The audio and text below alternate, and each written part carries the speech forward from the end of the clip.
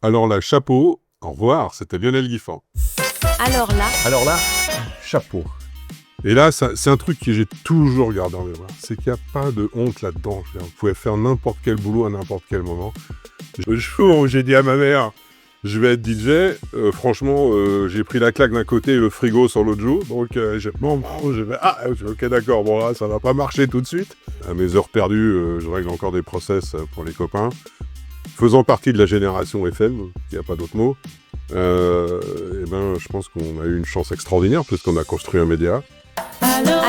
Alors là, chapeau. Un podcast audio et vidéo de et avec Philippe Chapeau.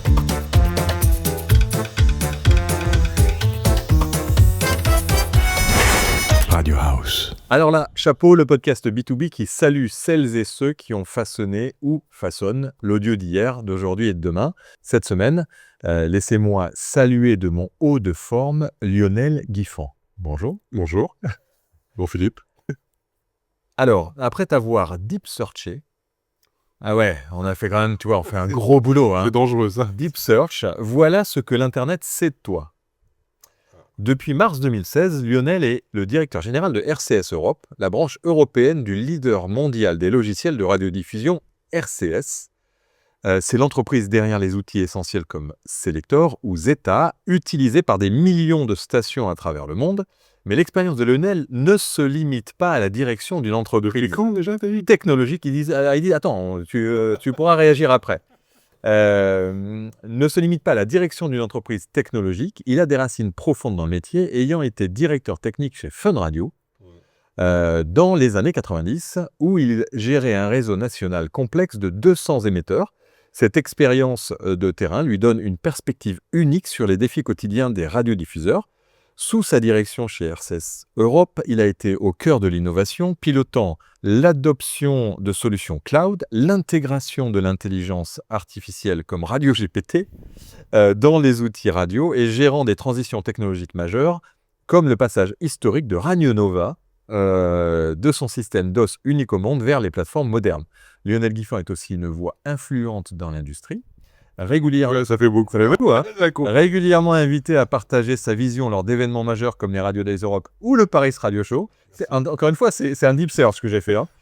Il y défend une vision où la technologie est clé pour l'avenir de la radio tout en soulignant l'importance de ses fondamentaux, comme son rôle crucial en temps de crise. Avec un parcours alliant expertise technique pointue et leadership stratégique, Lionel Guiffant est l'interlocuteur idéal pour décrypter les enjeux et l'avenir de notre média. C'est impressionnant, c'est impressionnant. Qu'est-ce que tu penses de cette... Il manque plein de choses. Alors, il manque plein de choses parce qu'on en a parlé déjà, on se connaît quand même bien tous les deux.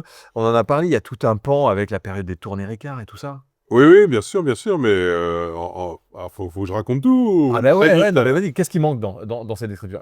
Déjà sur Fun, il en manque un petit peu parce que j'ai créé Fun TV de A à Z, donc déjà qui est un autre élément quand même très important. Mais bon. Très peu d'infos sur toi sur LinkedIn. En gros, sur ton LinkedIn, il y a marqué RCS Europe, rien d'autre. Peut-être, faut que je m'en occupe. Et Deep Search n'a rien trouvé d'autre en fait. Ça veut dire que c'est quand même pas très... Enfin, tu communiques pas beaucoup dessus. Non, ça c'est sûr, ouais. Je suis occupé. Ouais. Je suis occupé à m'occuper des radios. Non, et puis il n'y a pas ta bio non plus sur donc vas-y, raconte. Ouais, Qu'est-ce qui manque dans cette description? On va faire très simple en fait. Moi, j'ai, comme beaucoup de monde de ma génération, j'avais 18 ans, 17 ans au début des années 80, donc je suis rentré dans la radio de plein pied, puisqu'elle a démarré, moi je suis de Montargis, dans le Loiret, et il se trouve qu'on a une des toutes premières autorisations de la CNCL. Oui, aux autorités, au CNCL, je ne sais même plus quelle était en premier. Donc, on a eu la chance d'avoir des radios directement là, sous la main. Et moi, j'avais déjà commencé à faire danser les gens la nuit, bien avant d'être majeur, dans des clubs du Loiret. Donc, c'était un long parcours. Et puis, après, effectivement, tu l'as dit vite fait, j'ai croisé le chemin des organisations de l'événementiel de la société Ricard, où j'ai passé aussi de nombreuses années et où j'ai mené de front une double, voire triple carrière.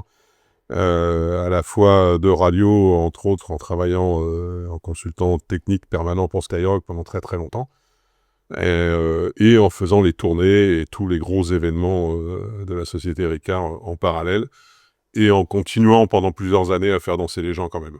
Ouais. Donc J'ai beaucoup vécu du travail et de la musique. Donc Fun Radio, c'était Fun TV. C'était après. De toute manière, c'était après tout ça. Ouais. J'ai arrêté toute cette activité, d'un seul coup, d'un seul, pour me consacrer à la direction technique de Fun Radio. Mais quand la première fois que j'ai rencontré Benoît Sillard, qui était le PDG de l'époque, il m'a dit « Lionel, est-ce que vous connaissez quelque chose à la vidéo ?» J'ai dit « Non, pas vraiment. » Mais il me dit « Je veux fabriquer Fun TV. Voilà mon idée. Vous avez carte blanche. » Et je suis parti faire le tour du monde des salons radio-télé pendant 6 mois pour trouver toutes les idées qui nous ont permis de construire Fun TV sans machine tournante, c'est-à-dire 100% disque dur, ce qui à l'époque n'existait pas du tout, quoi. Ouais. Tout le monde nous prenait pour des fous complets, en fait. Ouais, alors on va en parler tout à l'heure dans la partie pro, parce que on va commencer d'abord côté un peu perso, parce que je trouve que ça permet de mieux comprendre plein de choses sur les personnages et sur les parcours, les personnalités, puis les choix qu'on peut faire aussi tous les jours. Quel genre d'enfance t'as eu, toi? Carrément.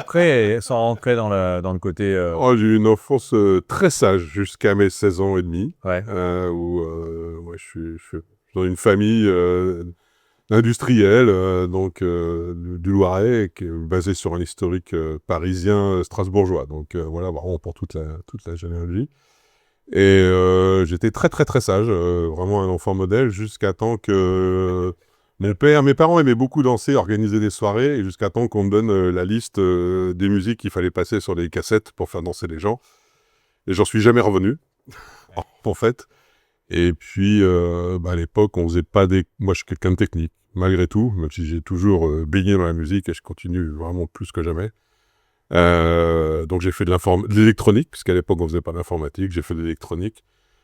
Ce qui m'a tout de suite amené sur la branche radio à partir du moment où ça a démarré, et aussi évidemment avant, construire les disques mobiles, construire les enceintes, construire les amplis, j'ai tout fait avec mes petits doigts, on était toute une bande évidemment à organiser ça. Donc je suis passé du jour au lendemain de jouer contraint électrique à la cave de chez mes parents à faire danser des gens dans les soirées privées et puis même en club très très rapidement à côté d'Orléans, à Sully-sur-Loire, au Tana en particulier, et puis dans d'autres boîtes, quoi. T'as encore tes parents? Oui. Tes parents sont toujours en vie et... Oui, c'est c'est mon père. Ouais. Alors, on va faire un petit flashback par période de 15 ans.